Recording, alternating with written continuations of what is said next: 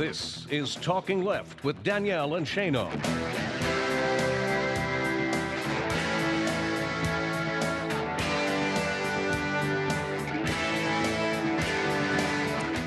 Welcome to Talking Left with me, Danielle and Shano. We are your perpetuation of progressive talk entitlement. And we're very happy to be here. You nailed it. I did. I kind of like perpetuation of liberal entitlement, but I guess progressive talk is more accurate. We have amazing guests coming up today. We're very, very excited. David Bender of Progressive Voices, Ian Millhiser of Think Progress, Josh Idelson of The Nation, and Lee Tien of the Electronic Frontier Foundation. It's going to be like a super show. We're very, very excited. But before we get to those guests, as usual, we like to go over some news that you may have missed this week or we believe needs a little bit more attention. And in this one, I don't know how much, this first story, I don't know how much more attention this person needs, but it was just funny, so I wanted to share it. Glenn Beck accepted the First Amendment Award from Talkers Magazine. If anybody has really put the First Amendment and freedom of speech to a test, I would say Glenn Beck has done so. Should he be awarded for it? I'm not quite sure. There is some debate there. Yeah. There's definitely some debate there. But yes, this week he received the First Amendment Award from Talkers Magazine at the Talkers Convention. And Michael Harrison, the magazine's publisher, hailed Beck as, quote, a once-in-a-generation performer in the broadcast arts. Two parts that I love. Once in a generation. Thank Check. God. More than one would be too much.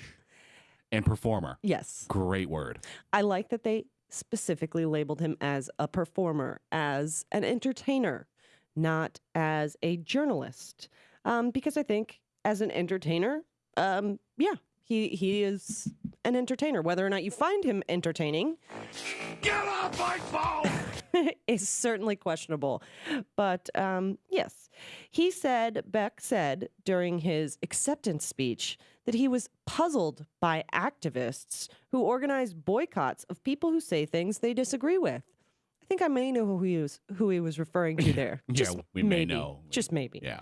And Beck said that, quote, for any role I played in dividing, I wish I can take them back. I don't wish I could take back the truth that was spoken, but perhaps, not perhaps. Just the lies he wants to take back? Yeah, many times I could have said it differently. In other words, please put me back on television. Please, please, please. I'll behave this time. I swear. Exactly. I really mean it this time. That's pretty much what it sounded like to me, because during the speech and at the convention, he was approaching CNN and Fox, thanking them for giving him television shows and thanking radio networks like Premiere and Clear Channel. And he's basically trying to get cable networks to give him a place for the Blaze, his Glenn Beck only channel. So he said, if I can find an audience, they'll carry me. And the day I can't find an audience, they should cancel me. That happened. You look in the rearview mirror there, Glenn. Yes. Strangely enough, the Associated Press asked Angelo Carasone his opinion about Glenn Beck's award. World, how would they ever suss him out as a possible source on this? Oh, yeah, Stop Beck himself. Our buddy, our pal. Yes, Angelo Carasone, our friend, was at Talkers, and he listened to Beck's speech and said it didn't surprise him. He said, Beck's entire history is a series of booms, busts, and rebirths. Brand repair doesn't happen immediately. So Angelo Carasone, being a gentleman, said that, it is possible for Beck to repair his brand, but it's a process, and Beck knows that, and that he believed Beck's speech, sounded like he was trying to start that repair work. It sounded like an if apology to me, though. Yes, it sounded a bit passive. To the extent that anyone was possibly offended by something I may have said, I wish I could take it back, except for the part which was the truth, which I claim all of it's the truth, so therefore I'm not going to take any of it back except the lies, but I don't lie. Yes. Very interesting, isn't it? Yeah. Kind of makes your brain do a pretzel. Yeah. But I just thought it was hilarious that Glenn Beck was given the Free Speech Award, because if anybody proved that that the free speech is a broad and sweeping right, and it is protected even when you say interesting, crazy things, Notice you were worried about that part of the First Amendment where you can't say crazy stuff on the FCC airwaves. Yes, exactly. I'm limited right now as to the words I can choose. Exactly. I was thinking bat bleep, but I can't say that. So, but Beck has proven that our First Amendment speech, or First Amendment right of speech is. And if there's any award to be granted to him, that would be it. Yes. Yes. And that's all. And let's stop now. Exactly. Thank you. Thank you. Goodbye. I tried to do some good news for these news stories just because what we're going to talk about throughout the rest of the show is quite a bit frustrating and it can anger many of our listeners. So we're trying to start the show off and put you in a good mood to start off with. For instance, the world's largest ever study has been done on the children of same-sex couples. In Australia, the study of child health in same-sex families followed 500 children from same-sex families and heterosexual families and found that the young people in these families are not only thriving, not only doing well, but the families showed higher rates of getting along, of family cohesiveness. These were healthy, happy families that had good lines of communication. Now, of course, I'm sure there's outliers in both directions, and I'm sure there's heterosexual families that get along great and have great communication, and I'm sure same-sex families sometimes are struggling. But overall, it blows up the myth that same-sex couples can't marry and have a child that's going to be just like a straight couple. Right. It's bull. It's complete nonsense. And they've proven it over and over, and many of us have seen the children of same-sex couples or been the children of same-sex couples and know that those talking points are complete nonsense. But now there's a statistical study that proves that. The researchers found, quote, no statistical difference between children of same-sex couples and the rest of the population on indicators including self-esteem, emotional behavior, and the amount of time spent with parents. They did, however, find higher scores of overall health and family cohesion among same-sex families. And there is one difference because now there are more families to adopt children that need homes. Right. That's the most important point. Now, this was done in Australia, so I'm sure the religious right in our nation probably will detest it, decry it, say it is a myth, but, you know, the facts don't lie. And thankfully, once again, the facts don't lie, but the Family Research Council does. Exactly. Well said, Shano. We have actual hard evidence to disprove those homophobic talking points, and we love that. And just on the eve of, well, not the actual eve, but soon to be coming up, Duma and Prop 8 decisions in the Supreme Court. Right. This month. Right. So, hey, if they try and say that they strike those down or uphold them, rather, on the basis of family cohesion, we know that that's utter nonsense and just more homophobia. In what's good news for us, but probably not such good news for him, Sheldon Adelson is being investigated for money laundering. One of the biggest campaign donors to the Republican Party as a whole in 2012 is being investigated. Well, to be more accurate, his casinos are being investigated in a grand jury probe for federal money laundering. Essentially, the casinos accepted very large, potentially questionable transfers of money from high-rolling gamblers and essentially laundered that money, cleaned it for them so that they could gamble in those casinos. Now, the federal prosecutors involved in the case are not specifically commenting, nor is the Sands Casino, but several defense attorneys who have reviewed and verified that there is, in fact, a grand jury investigation going on, said a grand jury activity, quote, certainly means they have invested serious resources in the investigation and may at some point move to file charges. You think the interesting thing is that while corporations get wonderful new benefits under, you know, some of the Supreme Court decisions of late in the last few decades, corporations are meant there to shield personal responsibility. So if the Sands goes down, it's quite possible that Shelley Adelson himself will not. Right. Look at Donald Trump. That is the company itself. Yeah, Donald Trump is, you know, we say over and over again that Donald Trump has declared bankruptcy, blah, blah, blah, blah, blah. More accurately, some of his corporations have. He has never declared personal bankruptcy because he insulates himself. He uses that corporate structure. And so we don't know in this situation. We don't even know if he was personally involved, quite honestly. Right. So we're just saying that one of his companies. Right. And I'm sorry, but after all of the influence he wielded in the 2012 election, thankfully, to... The great thing is, though, is if his company does that, the money he pulls out of it at least is clean when he donates to Republicans. Theoretically. Think about it. Yeah. So he could launder his own money. It is not the only... Self-serve. It is not the only legal battle facing Shelley Adelson, because he's still being investigated for his casinos in Macau, about potentially bribing officials there.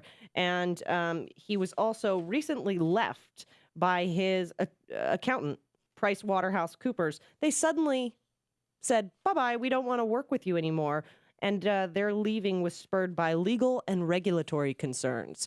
So let's just say I don't have too much sympathy for Shelley Adelson, and I'm just happy that somebody's looking into him.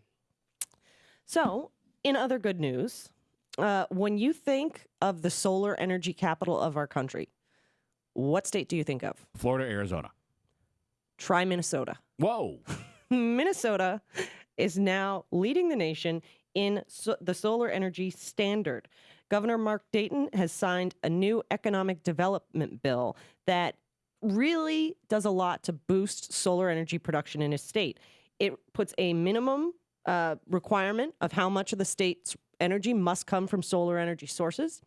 It creates these really cool solar gardens, which are basically solar energy co-ops that are managed by the utility companies, but that local communities and individuals can invest in, so that maybe if they're in an apartment or they can't afford solar panels on their home, they can still contribute to solar energy. Sounds familiar, but it happened kind of a while ago. I don't know, maybe 79, 89, 99, 09, over 30 years ago. Moreover, I will soon submit legislation to Congress calling for the creation of this nation's first solar bank, which will help us achieve the crucial goal of 20% of our energy coming from solar power by the year 2000. Jimmy Carter. Yeah. 1979. Well, at least we're finally getting around to it 3 decades later. And this will tell you how behind the times our country is. Minnesota is leading the entire nation on how much of their energy will be required to come from solar energy sources. Guess what percentage of energy they have to produce to do so? 1.5%. Hey, it's better than zero. No, I agree. And so, but to be the leader, you're going to be at 1.5%. Yes. So everyone's less than that. Yes. And that's a goal. They're not even there yet. Right. Wow. And in great economic news for his state, Mark Dayton also signed into law a Made in Minnesota bill that will give special incentives to solar panels that are actually produced in Minnesota by Minnesota workers. So, I mean, these were just 3 great ways to spur solar energy development and help out his local economy, create jobs in Minnesota. It sounds brilliant to me. Let's try it on a national basis. I think or so. State by state if you want to go all 10th. I'll take state by state. I'll take city by city if that's what it takes. But cheers. House by house, door by door. Cheers to Minnesota, Governor Mark Dayton, and all of the green energy producers in that state. In some interesting news, an ex-Microsoft executive plans to create the nation's first official brand of pot. Brand name of pot. Brilliant. Yeah. Great idea. Jamin, I believe is how you pronounce his name, Shively, a former Microsoft corporate strategy manager. He wants to create the nation's first pot brand, and he envisions a Seattle-based business. It sounds like Starbucks. It really does. That becomes the leader in both recreational and medical marijuana. He has already started this process by buying 3 pot dispensaries in states that allow medical marijuana to be handed out. He estimates, he says, this would be a giant market in search of a brand, and he wants to create that first brand. Now, I think he's a little overzealous because he says we would be happy if we got 40% of the market worldwide. Just to give you an idea, a 2005 UN report estimates that the global pot trade is over $140 billion. So that's 2005. 40% of that, I think he would be doing all right. No kidding. Hey, yeah. Shoot high, aim high. Aim high. Can you imagine if there's as many pot dispensaries as there are Starbucks? Yeah, one on every corner. I don't think the demand's quite as high, but... I don't know. I can't imagine starting your day without coffee. But to each his own. If that's how you want to start your day, more power to you. It should be legal. And in great news for one other state, California has a whole new budget problem. They've been faced with years and years of budget shortfalls and had grueling battles in the state legislature over how to solve those problems. Now, remember, in California, there's special rules in California in terms of budgetary decisions. They have to have supermajorities. They've had enough conservatives in there to stop budget decisions. They've had a Republican governor, Schwarzenegger. So finally we got Jerry Brown in there and something got done. Yes. Now they have too much money. Now their state, it's a joke. Yeah, now their state legislature is actually debating how to handle the budget surplus that they now have. It's just funny you say too much money for the state that coined the phrase, you can never be too rich or too thin. That is funny. They do have more than they need at this moment for their budget, obviously. The surplus, they're debating on exactly how much it will be. Governor Jerry Brown is being very conservative with his estimates, saying it will be at least $1.2 billion. The state legislature is estimating that it will be actually over $4 billion. And some in the state are saying that this money should be used to repair some of the damage done by spending cuts and the sequester, to put money back into those social programs that have been hurt by years of budget shortfalls. And some are saying this should be put into a rainy day fund. For years, the state isn't doing so well. And of course, you have your handful of token Republicans that say, see, that means we're taxing too much, and we should give it back to the people in the form of a tax cut. The government's saying they can spend our money better than us. I can spend it, give it back. Exactly. It reminds me of an old West Wing episode where Donna was like, you know what I'm talking about. I know exactly which episode you're talking about, but it reminds me of, George W. Bush saying that the surplus is a sign that the government isn't functioning properly, that, we're taking too much of the people's money. I highly doubt California's going to attack Iraq, though. I think you might be right on that. Yeah. So good news for California. I'm sure we'll be hearing about how they decide to spend that money, and I personally would love to see it given back to the social programs. When they made the statewide decision to increase taxes on the wealthy. All the businesses were going to leave. All the millionaires were going to leave. John Galt is leaving. Yes. Leaving. Not so fast. No. Of course not. Yeah. So lots of good stuff in store in that news. And just remember that when you're frustrated later in the show by what we're talking about. We tried to start off your morning well. So we're going to run to a break, and we'll be back coming up in just a few minutes with David Bender of Progressive Voices. You should have their TuneIn channel programmed on your smartphone or computer. We'll be back with him in just a few minutes. Don't go anywhere. You're listening to Talking Left with me, Danielle and Shano. More in store, so stick around.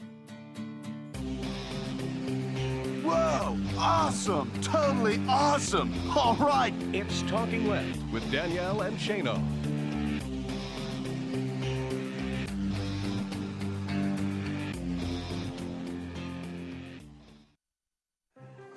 Okay, astronaut, you're up. You'll be meeting with Wish Kid Brandon. Roger, Brandon. His wish is to see a space shuttle launch. All systems are go. We are clear for liftoff. This year, more than 27,000 children will be diagnosed with a life-threatening medical condition.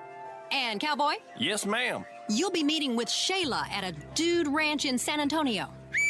Let's saddle up. Some will miss school. Some will miss time with their family and friends. Princess, are you here? Oh, yes. Thank you so much for rescuing me from that evil witch. Juliana wishes for a princess-themed room makeover. That sounds magical. But with your help, the Make-A-Wish Foundation can lift their spirits and give them a special kind of hope. Pirate. Yar. You're up for Isaac's wish. Aye, aye, Captain. The wishes of thousands of children are waiting to come true. You can help make my wish happen. Visit wish.org today. My name is Joe Thompson. I'm 29 years old and have a career that I love as a systems analyst. Career. It still sounds cool to say that word. I never could have gotten on his path without a college degree. And if the college me were here, he'd tell you. I never would have gotten to college without big brothers, big sisters. I could have ended up anywhere, on the streets even. But college? Joe Thompson? Not likely. My big brother helped me out.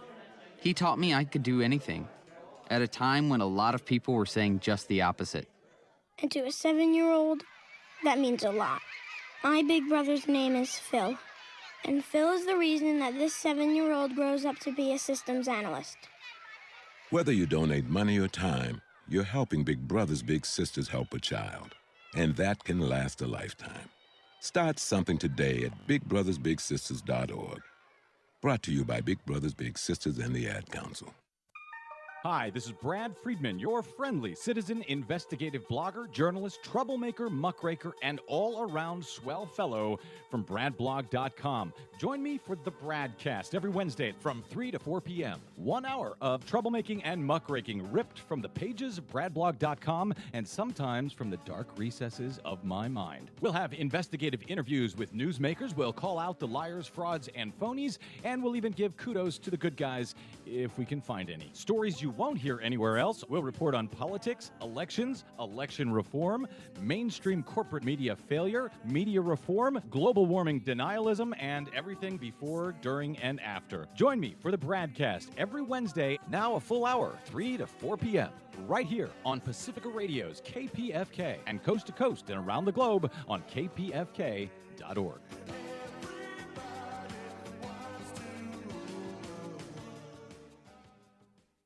Hank Action News is proud to be sponsored by Healthcare for America Now.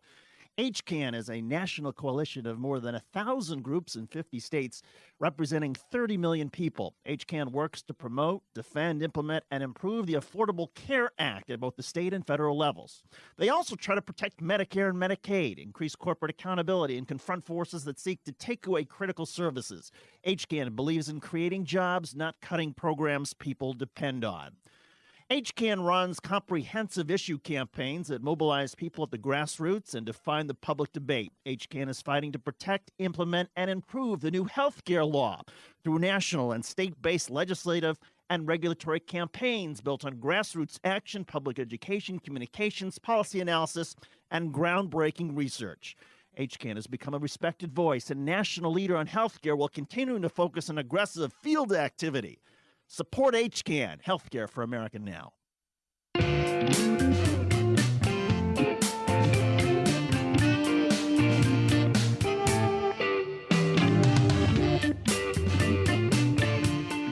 You're listening to Talking Left with Danielle and Shano. Welcome back to Talking Left with me, Danielle and Shano. We are just moments away from speaking with our friend David Bender of Progressive Voices. He is the political director there. And we're going to be talking to him about how so many of the recent news stories are going to affect upcoming races like 2016 and 2014 and, local races throughout that time period. And two stories that I saw this week make me really wonder if Republicans learned anything from the 2012 election. Yeah. I think just as a preface, going to say they're doing a lot of dumb stuff and haven't they learned anything? I think what they learned from 2012 is they're so gerrymandered, it doesn't matter what they do, which concerns me a little bit, but go ahead. I think that was actually going to be my question, is that are they so secure in that gerrymandering that they don't care? And the reason why I say this, two of the bills House Republicans spent time working on this week. First, one to defund ACORN. You remember ACORN, which was defunded. I can barely remember because they've been gone for so long. Right. Defunded and broken up back in the fall of 2009, thanks to James O'Keefe and his criminal buddies.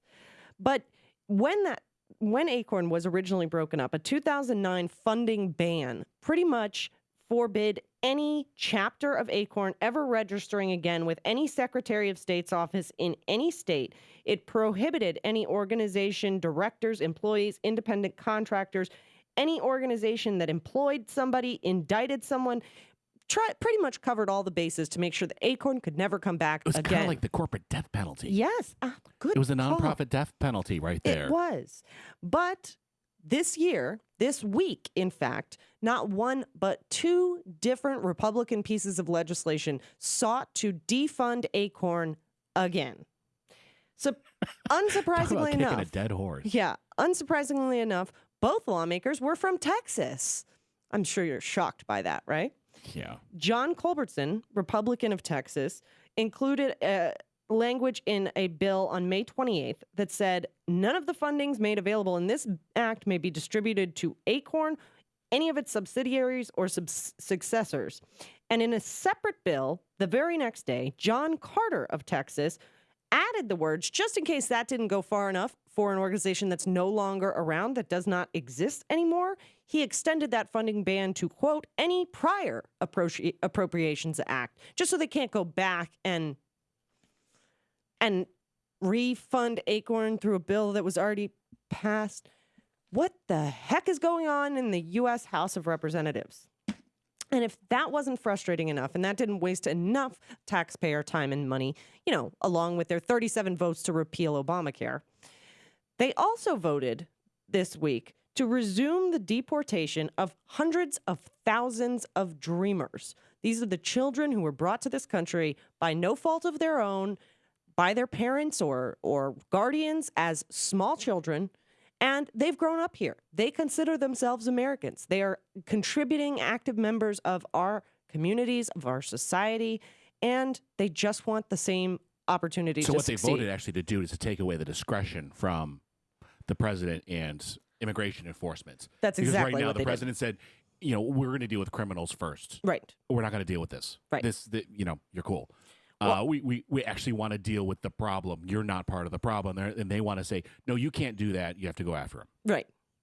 In a party line vote, 224 to 201, that left Democrats in the House literally booing the Republicans' It wasn't just them that was booing. The gallery was booing, too. Right.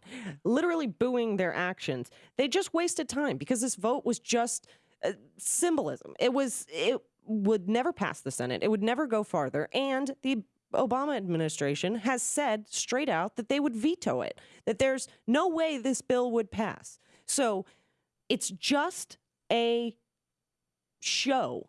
It's a dog and pony show to say, look, we still hate immigrants. That's all it is. Which is foolish on top of it all. It is. It's happening at the same time the Senate is scheduling votes on immigration reform. On so-called immigration reform. Yeah. It's at the exact same time. Republican Steve King of Iowa, he said that this vote, quote, prohibits the administration from implementing executive amnesty. He stayed up all night coming up with that phrase, executive amnesty. Executive amnesty, yes. Wow. It sounds really terrifying.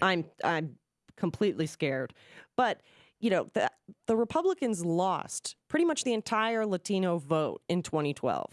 And they have whittled down this so-called comprehensive bill to the point of it being almost more of an insult than any improvement to the immigration process. And then on top of it, they want to vote against it because it doesn't go far enough in terms of their border enforcement and all that. Rubio's essentially turned on his own bill. Yes, exactly. He was part of the group that drafted the legislation, yet he's saying he wants... And then someone else walked out of the gang. Someone left the gang. You can't leave the gang. You can't leave the gang. There's only two ways to leave the gang. Yes. But I just love this. A White House official, Celia Munoz, I apologize, Cecilia. Munoz, said if part of what is driving the debate is a recognition, particularly on the Republican side, that they need to do better with the Latino community, this is really not the way. Yeah. You're going the wrong way. Yes, but that was just such the cutest pat on the head. Not really the smartest thing you could have done there, guys. Yeah. It's okay. Try again. Yet you're still trying to say that you're not anti-Latino, that you don't dislike brown people. You may want to stop trying to deport children. I think they're actually not. I think they're just worried that most of their voters are. You understand what I'm saying? Yeah. They're worried that their base is. I don't think the actual elected leaders are. And I'm not. And this is a broad brush, so there may be, but I want to give them the benefit of the doubt that they are at least attempting to represent all, but they realize that a significant part of their base does not want any type of immigration reform. Yeah, I will be interested to see how quickly Texas turns blue because of legislation like this. Yes, I think it will happen. Maybe not this election, but I think it's on its way. If they start drawing the lines correctly, probably already would be. That's a good point. I'm not saying in the presidential election, but I would be surprised if in 2020 and we get some kind of reform in terms of gerrymandering, we might have an opportunity. Yes. So we do have to run to a break so that we are not late for Mr. David Bender. He is coming up next. David Bender of Progressive Voices. Go and check it out at progressivevoices.com and on TuneIn and get the app. We'll be right back. A beautiful place full of wonderful things just waiting to be experienced. It's Talking Left with Danielle and Shano.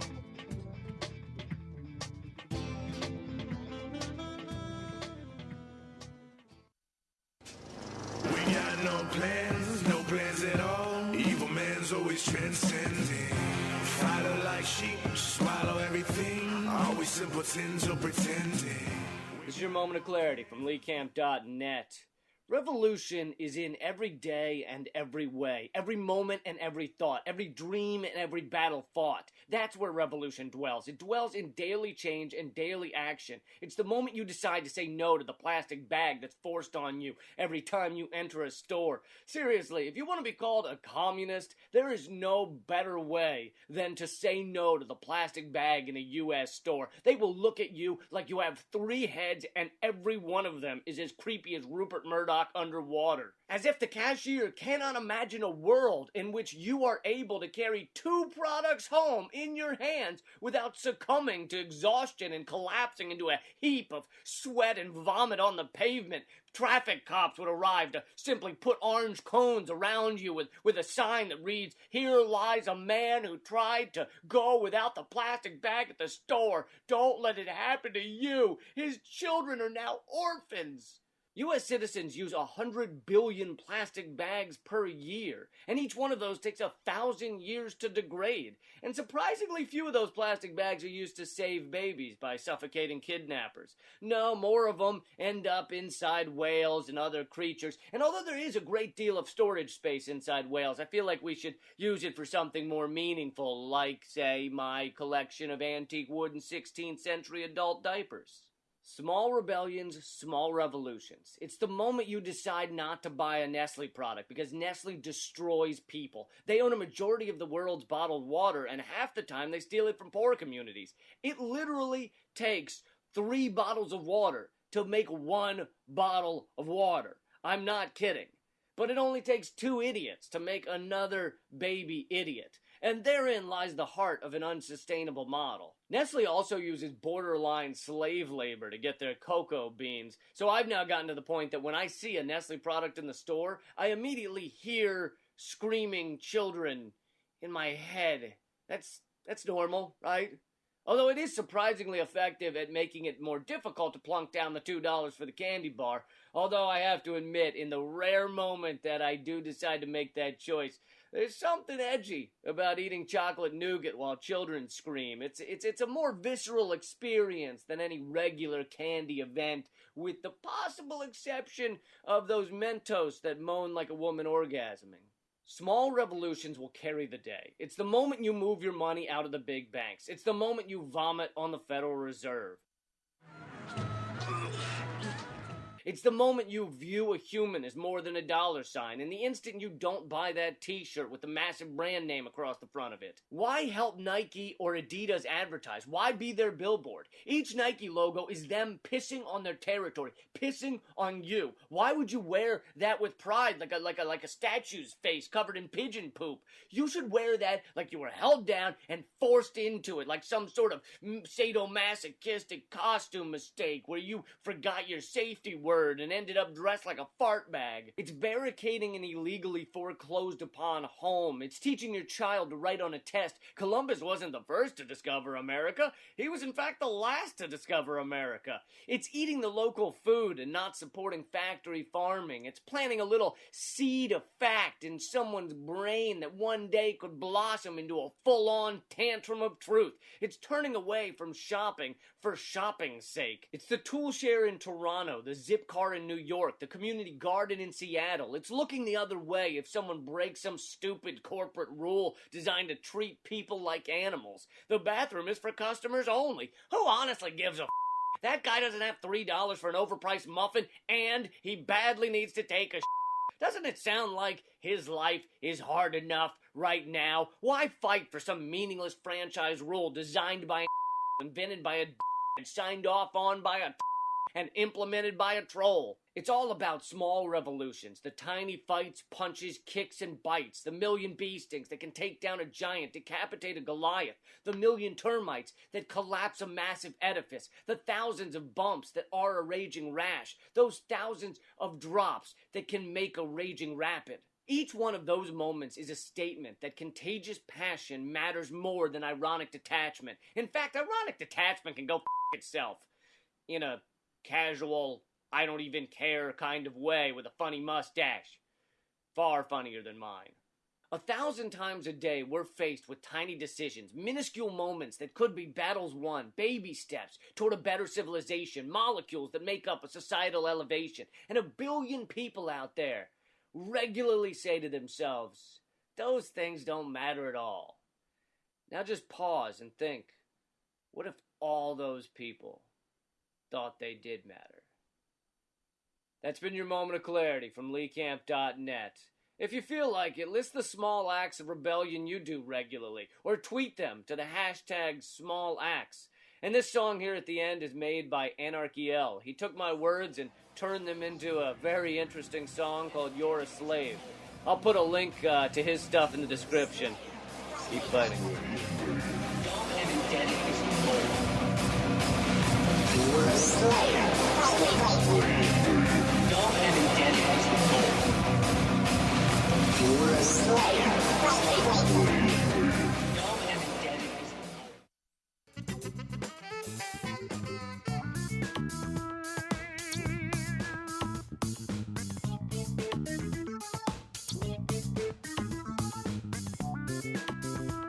You're listening to Talking Left with Danielle and Shano. Welcome back to Talking Left with me, Danielle and Shano. David Bender will be joining us in just a moment. But before we get to him, we just wanted to remind everybody what happened this week in New Jersey, for anybody who may have missed it. Unfortunately, and with very sad news, Frank Lautenberg, a really progressive, great senator, passed away after months of struggling with health problems. He was 89. He was the last remaining World War II veteran in the Senate, and he had a long history of supporting many amazing progressive values. He went after the tax subsidies for big oil. He helped write the bill to provide funding for comprehensive sex education to stop the abstinence-only nonsense.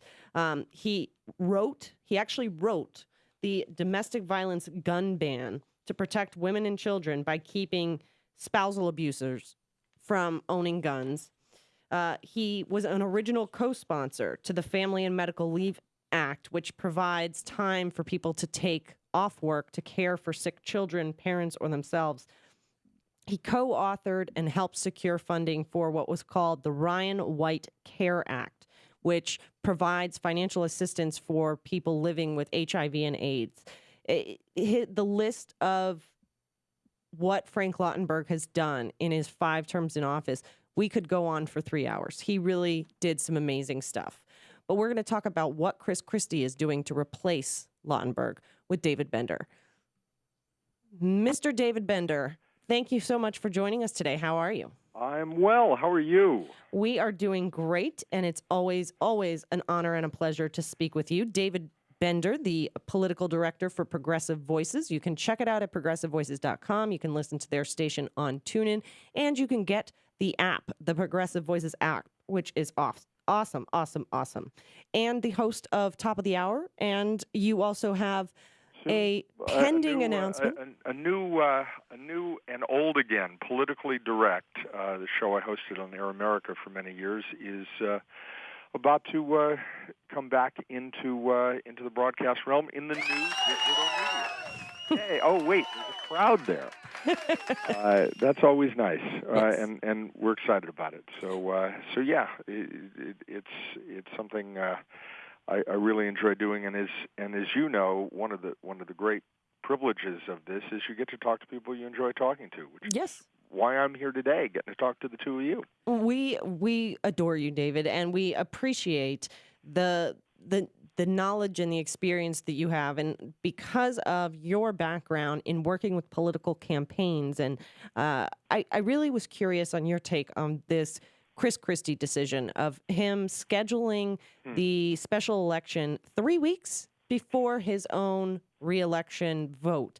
I think technically it's 20 days, but yes, but we'll give him the day. It's a coldly calculated political decision for a man who is trying to run up points on the board to prove to his own party that they should nominate him, which they will never do. But he is doing his best. He's appointed a self-described political conservative, an old friend of his, the man who actually headed his transition committee. They go back together to the U.S. Attorney's Office, but the Attorney General of New Jersey is not an elected position. So this man has never run statewide, and he said he will not run for the full term created by the vacancy and the death of Frank Lautenberg. But what Chris Christie is doing is what he always has done, is he is basically saying, if you don't like it, tough. Yes. He is on record. It's always a joy to go to the videotape, and you see Chris Christie saying there's no justification if there were to have been a vacancy. Now, this was the morbid speculation long before Senator Lautenberg died. He said if there happened to be a vacancy, there'd be no justification for spending taxpayer dollars on a special election. That is conveniently ignored now when it might affect his own candidacy. Now, Danielle, let's be clear. Chris Christie is going to win re-election. His Democratic opponent, and this is an off-year election, so it's this November 2013. 2 states, Virginia and New Jersey, always have their gubernatorials in this off-year period. He's going to win in a walk over Barbara Bono. She hasn't even been able to raise. They released the reports this past week. She hasn't even been able to raise enough money to fully qualify for matching funds. Wow. He has exempted himself from that because he can raise millions and millions of dollars. He's a popular figure in New Jersey for the same reason he is not a popular figure in the Republican Party. He worked in a bipartisan fashion with President Obama around Hurricane Sandy, and I don't know what world he lives in, but it certainly isn't the caucuses of Iowa or the primary voters of New Hampshire and South Carolina. He hasn't a prayer. I suppose I'm using that word deliberately. He hasn't a prayer of winning the Republican presidential nomination in 2016. He could win the election. He could win the general. But he will not be nominated by this Republican Party. So I don't know why he's going through all of those hoops.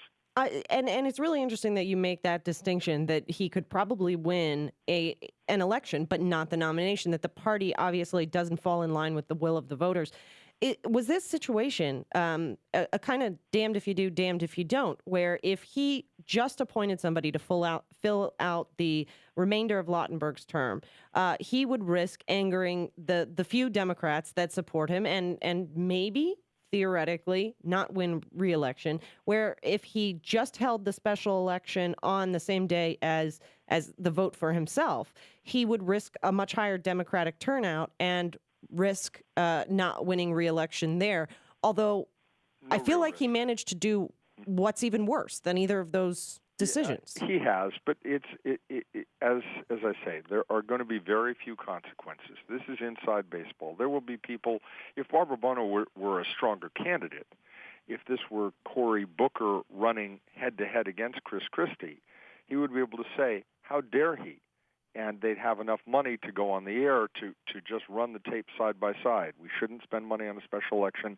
Now I really don't care. This is what I've decided to do. That arrogance would bite him a little bit in his soon-to-be smaller posterior. And you know, good on him. I wish him all good health. The surgery or the lap band surgery he's having is something a lot of people can benefit from. But you know what?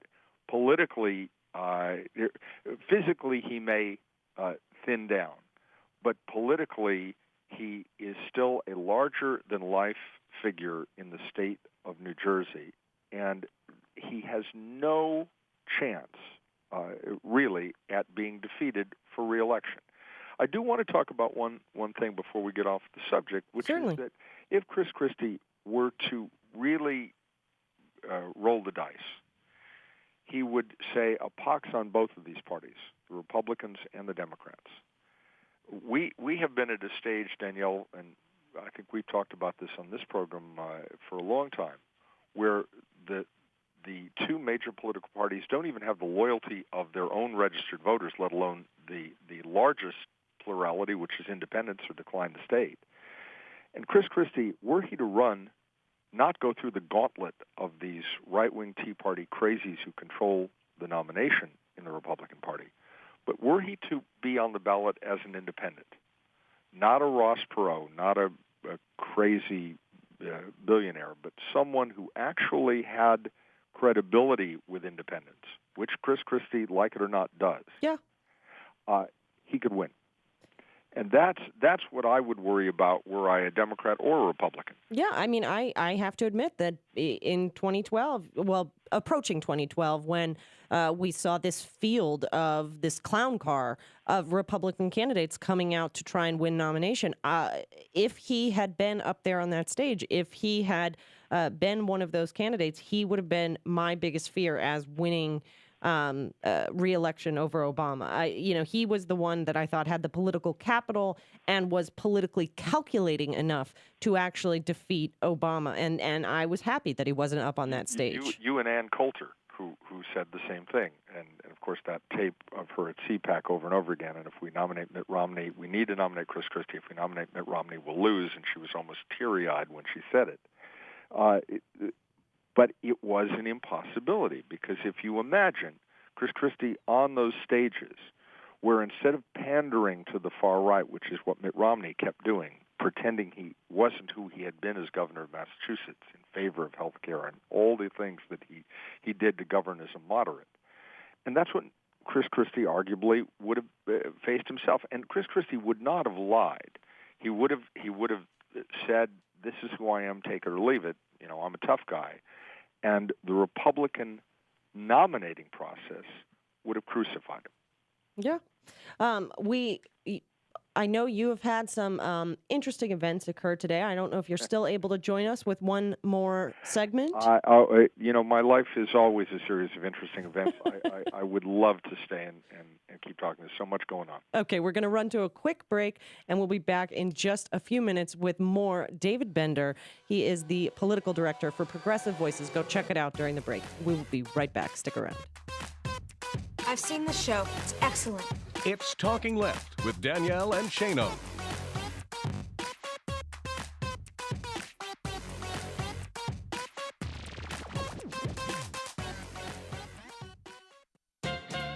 Corporate shareholders are revolting in the very best sense of that term.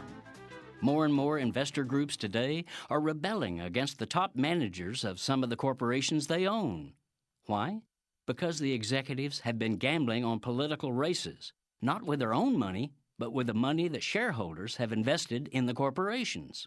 In other words, the execs are treating investor funds as their personal pile of political chips, not even bothering to tell the shareholders about it, much less asking permission or consulting them on who to support. While Washington fiddles with proposals to require that corporate executives at least inform investors about all political use of their money, shareholders themselves are taking action.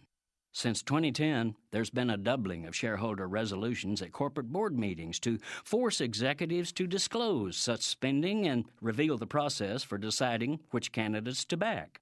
A New York pension fund, for example, has compelled political disclosure by the managers of 20 corporations in which it has big investments, including Dr. Pepper, Harley-Davidson, and Southwest Airlines.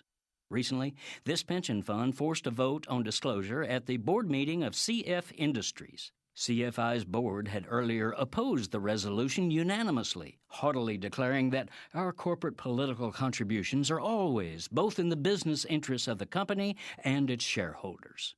In other words, go away, little people. Stop bothering us. A pot of slugs wouldn't be as clueless as that. Sure enough, by a vote of 65.9%, shareholders emphatically supported the disclosure resolution.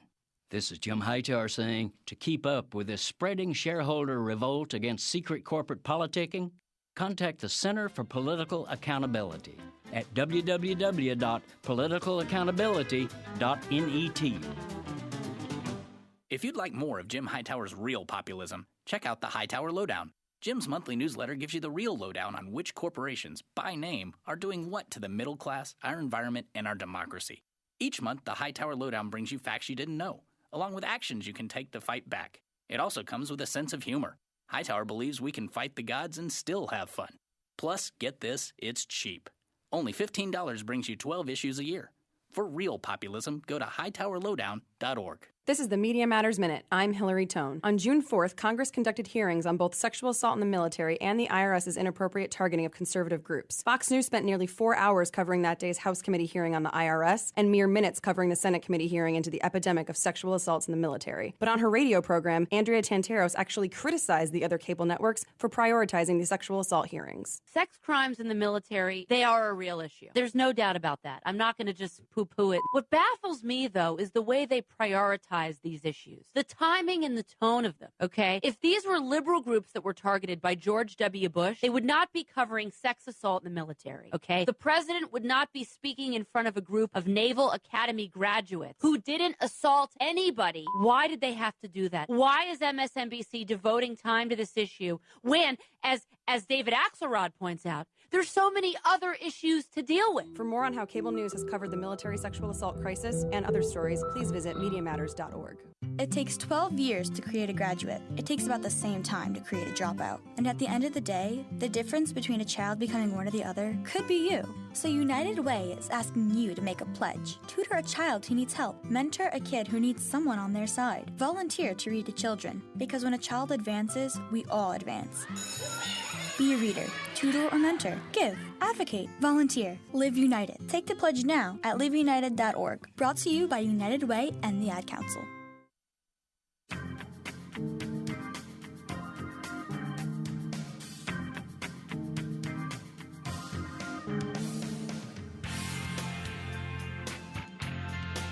You're listening to Talking Left with Danielle and Shano. Welcome back to Talking Left with me, Danielle and Shana. We are still speaking with the one and only David Bender, the political director of Progressive Voices. You can check it out at progressivevoices.com, or, of course, listen to their TuneIn channel at tunein.com, or you can find it pretty much everywhere. Right on our page, right on talkingleft.com. David Bender, thank you for still hanging out with us. Always a pleasure. I wanted to get your take on how all of these recent news stories are going to affect the upcoming elections, 2014, 2016. We have Bachmann, dropping out. We have this stuff going on with Christie, the Obama administration, and all these NSA stories, the immigration bill. Are things looking pretty bad for politics in general for 2014, 2016?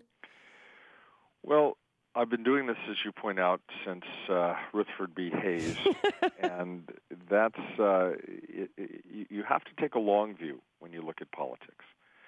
What we've seen, and one of the things I think, Danielle, that's been so interesting is the way people view the political process is different than it was certainly when I started out with candidates who actually represented an ideology as opposed to often a permanent campaign. We didn't used to have permanent campaigns, and that's what we have now. The Republican Party made a conscious choice about 20 years ago, and if you want to point fingers, and guess what, I do.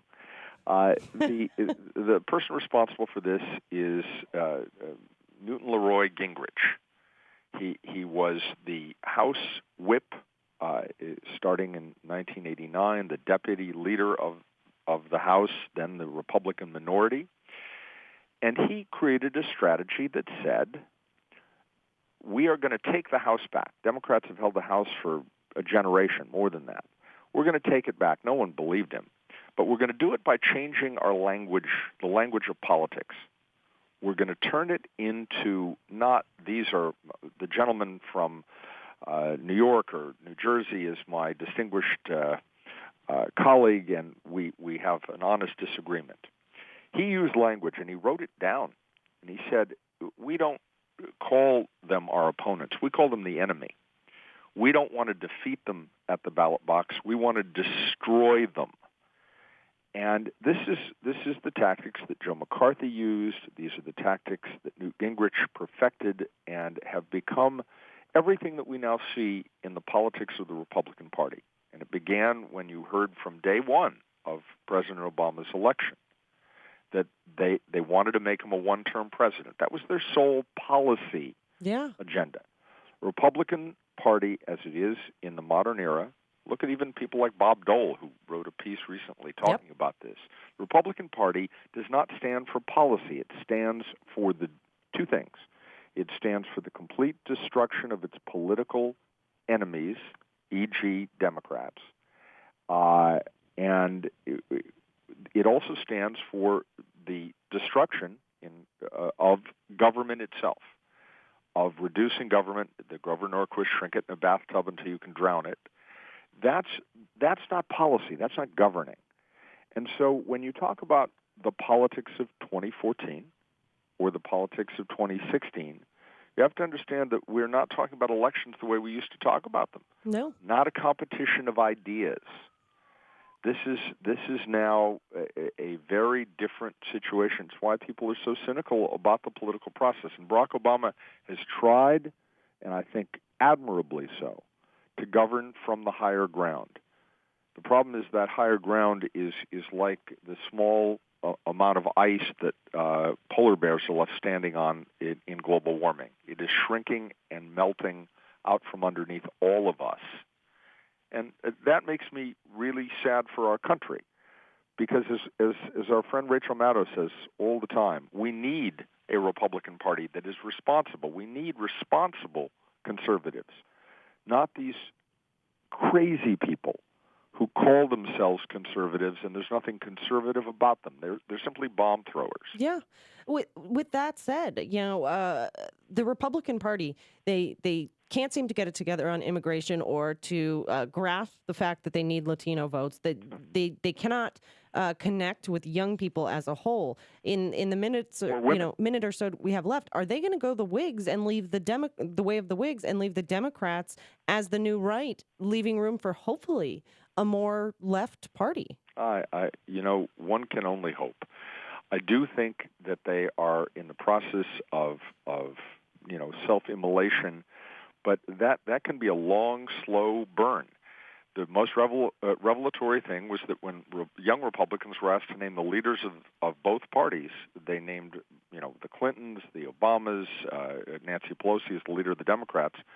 The people they identified as the leaders of their own party were Rush Limbaugh, Bill O'Reilly, and radio talk show hosts. Now, you and I might wish we had that kind of power, but we don't have the responsibility to govern.